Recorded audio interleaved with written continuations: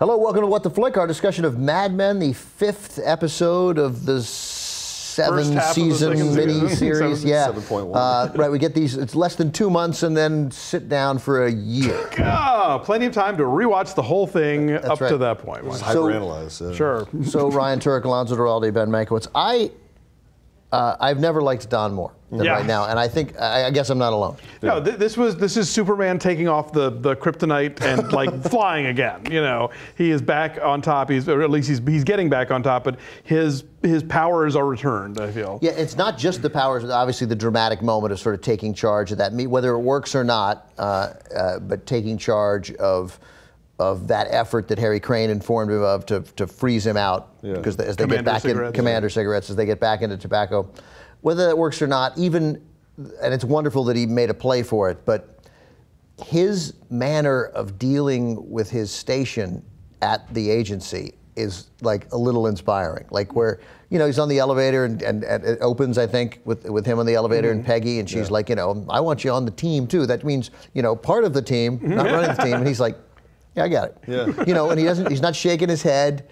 And when Lou prevents him from getting on the plane, he's like, yeah, all right, whatever you need. He doesn't do the Don face again this time. Don face, but it's interesting because it's a piece of his past that comes back to the present.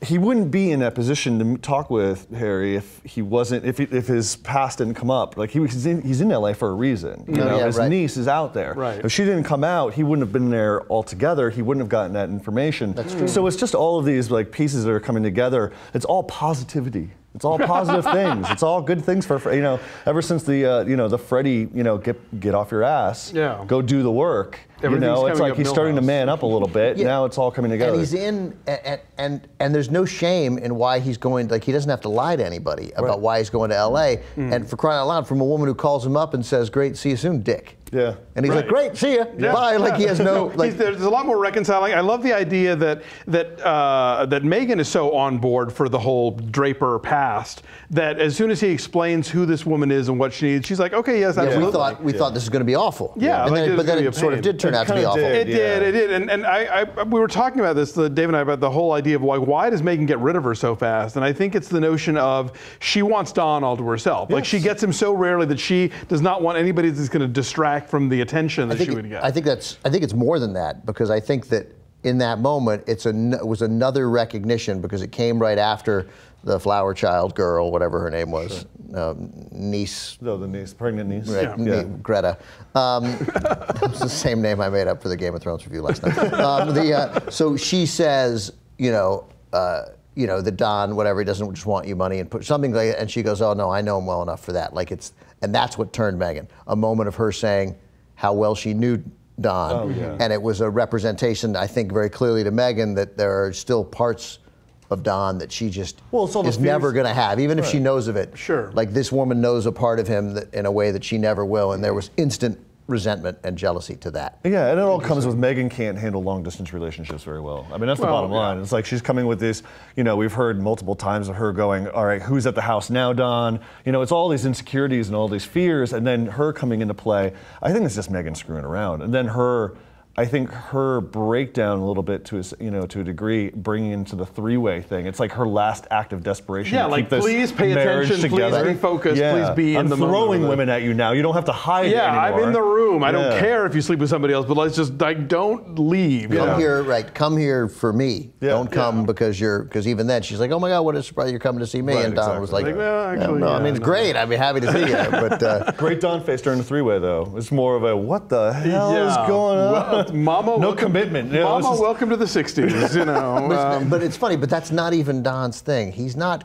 crazy sexually. No. He just can't stay committed. He can't be in a relationship that matters where people are honest with him. He doesn't want necessarily, he did have that moment of fetishness with Linda Cardellini. Oh, right, that's true, And as Megan pointed out, the boner does not lie. Yeah. So, his mouth is saying no, but, elsewhere is yes, yes, yes. And then, of course, everybody's all awkward about it the next day. It's like, I think if you're in a three-way and you sleep over, that you should get breakfast. But, maybe I'm Emily Post, as Brett's husband would say.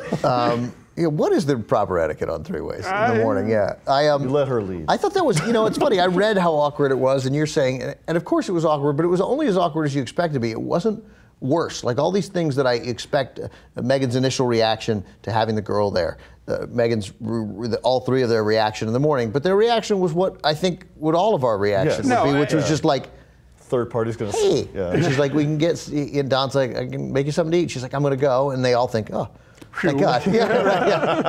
And then Don and Meghan even, they kissed. I mean, and he said, I got to get back, which he did have to. Right, and then but she was upset. when she flings the cigarette, like clearly the fact that he's leaving again. No, she's like, oh, damn. Well, she's like, I mean, I've grown to love Don and hate Meghan, and it's not really fair because Meghan, a free Meghan without Don, she'll be fine. No, again, all the dudes at that party showed that she'll absolutely fine. Everybody, but she'll find her career will go. She won't have to spend the 80% of her brain that is, how do I keep Don? How do I attract Don? And what's the show Don doing? is certainly not saying, oh, Don's so great and she's so terrible. No, I mean, these are complex, characters, which leads us to Betty, who is still being. Although I have to say, this is the first episode where I kind of felt like.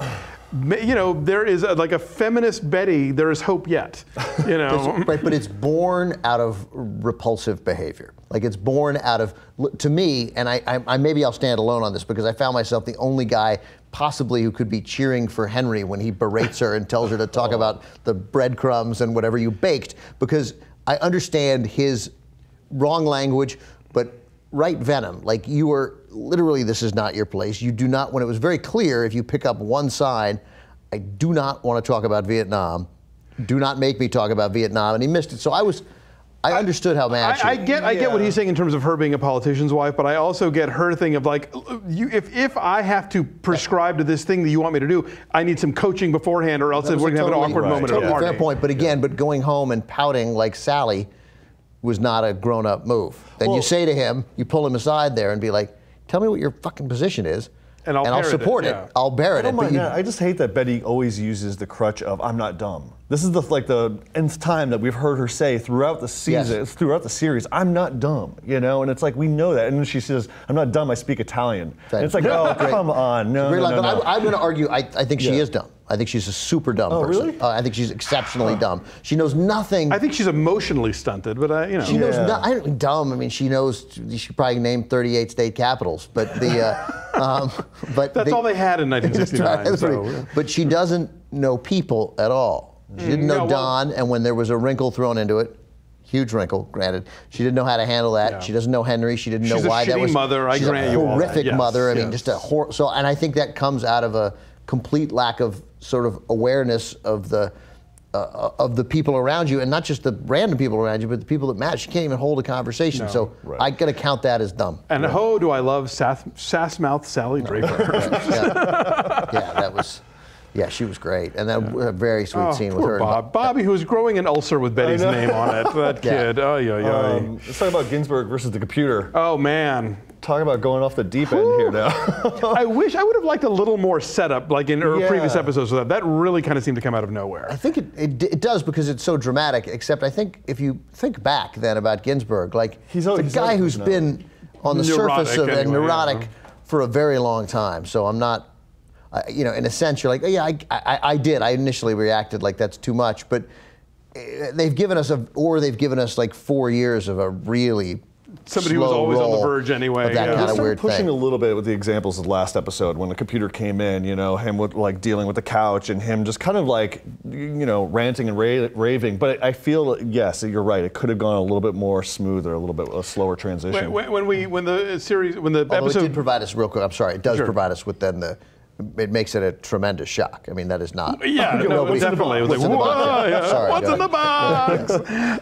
When the episode begins and he's first sort of like freaking out about the IBM lady, I was immediately reminded of Desk Set, which is a much more innocuous movie, but about the whole idea of office workers being afraid of mechanization kind of getting rid of them. And then we get another 2001 moment, as though there weren't enough of them last week, with the lip reading Hank and. What did he call them? He called them homosexual? Did he call them? Yeah, the homos. Yeah. The homos. And you wouldn't expect Michael to be that. I mean, I get 1969 very different, but whatever. This is you imagine this guy is at least not scared of that. That somehow it's going to. I think even like sort of otherwise hip progressive people at the time, that was a whole other step. Yeah. I think we're still a couple of months away from the Stonewall riots on this show. So and I liked.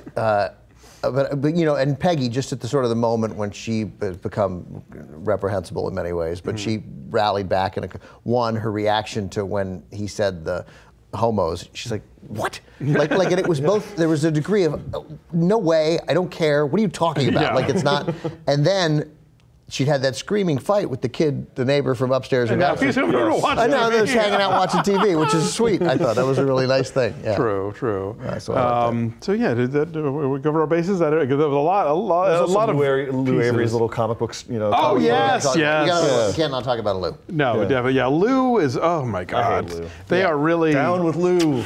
They have really, in a very short time, created an episode, a character who everybody despises. Yeah. You know, I honestly thought Don was just going to take that cab himself. Because he was I out did there too. first. I totally did too. But he was the better man. You know, I thought he was just going to open the door, but they almost went on instinct and just went into the cab themselves. They didn't do the kind of, oh, you, me, Yeah. you. Well, just went in. He's very much being the like, oh no, after you, after having just I think like, it means he was totally, also, he was like, I'm in charge of this. You know, they're like, you think that worked? Don's like, I know it did. Yeah. See ya. And also just this incredible, and it was You're Don. unbelievable. Thank you. He's got the hat on, like, you know, they all do, but then, you know, and the cab whistle, like, I'm back. Yeah. I'm hailing my own cabs. I'm back. Mr. First Class. Yeah. We get the AMC promo going, there's only 2 episodes left, suckers. You know, it's like, oh, come on. Yeah, I would like him, though, to now go back. Now this new sort of empowered Don would be okay with me if he went back and fucked Nev Campbell. Oh yeah, right. Because he's earned it. By God. Because right. He's earned one. Yeah. All right, good episode, interesting, and the when Lou goes, and I imagine he's going to go, it's going to be a bloodbath. and pretty satisfying. Oh yeah. Maybe you get pushed out the window. Maybe it's Lou. Maybe. Looking ahead to next week, it was just like they had the AMC promo, and it was just a picture of Ted sitting at his desk in an empty room, just like this. And I was like, yeah, what about Ted? Where is Ted? One of the 3 creative directors. No show does less, as we've talked about in seasons past, with their next week. Than Mad Oh Men. God, yeah. Hello? Totally. What? You? I don't think so. Do you want a job? Yeah, right. I don't know what the hell they're talking about, but that's good. All right, guys. Thanks very much.